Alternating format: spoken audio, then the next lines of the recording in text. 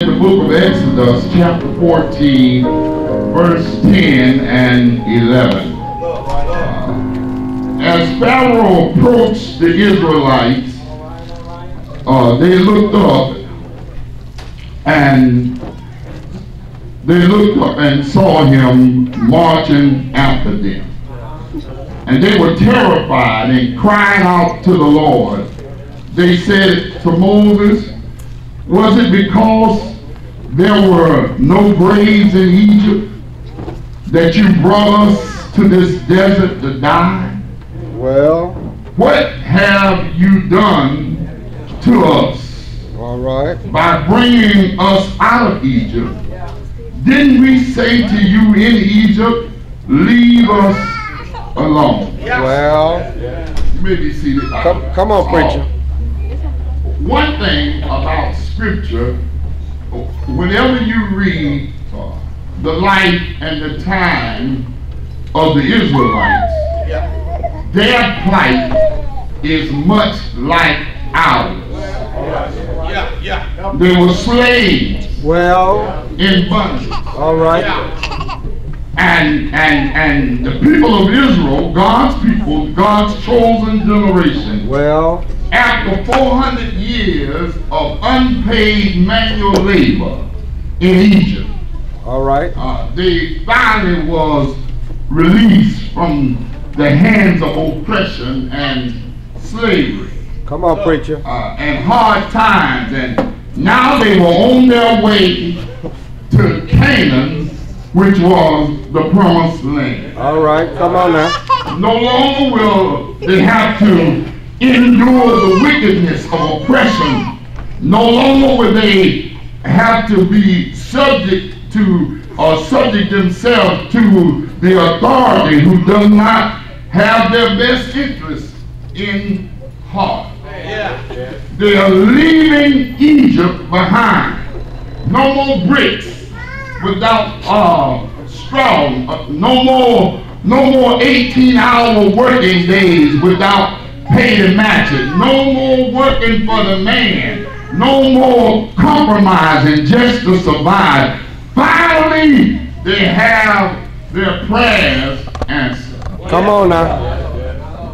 And that's the way a lot of black folk feel. Black president, All our right. prayers are finally been answered. What?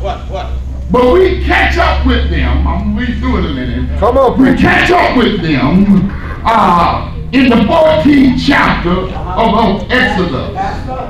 And we are told that before they can put their feet in the land of Canaan, there is one more stop that they must make. Come on with it. Is it the Red Sea? No. They crossed the Red Sea. They went through on dry ground. All right. Is it the Jordan River? No. They conquered the Jordan River even in the rainy season when it was flooded. The Jordan couldn't stop them in their tracks. Well, But they got one more stop. And I submit to you today, we as black folk have not reached the promised land. well, Black president, but we ain't there. But we got one more stop. come on now. I'm gonna get out of here. I brought my deacon so I can't have no trouble. He carry a gun.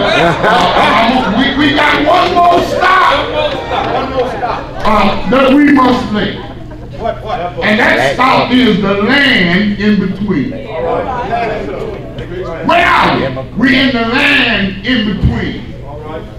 I don't care how you look at Obama, and I don't care what you say. We have not arrived at our promised land. All right. America still is not the promised land for all. All right. It's the promised land for the few. Well, Y'all ain't gonna hear me. And so, what I need to challenge you about is, how do we handle where we at? come on with it then. Look at your neighbor and say it with me. How do we handle where we at?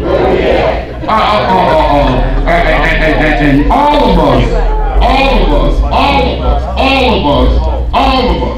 of us have been to the land in between. You got rid of that no good husband, but you still ain't found a good man. You got rid of, y'all didn't hear me, you got rid of your addiction, but the world still talks about your past. So how do we as black folk handle the land in between? It's the place after your bondage, but before your promised land. It's the place after your bad habit, but before your new life. That's right. You've been there, and some of y'all are there now. You're just out of your worst nightmare, but not yet in your Canaan land. Well, Yes! We don't have to say yes, sir. Watch out. Yes! Say it. We can drink it any Tell fountain it. we want. Tell it. Yes! Tell it. Y'all ain't gonna hear me. Tell it. come on, preacher. Yeah, we can do what we want to do. Almost. But have we been really accepted? Well, It's the place where our dreams take us.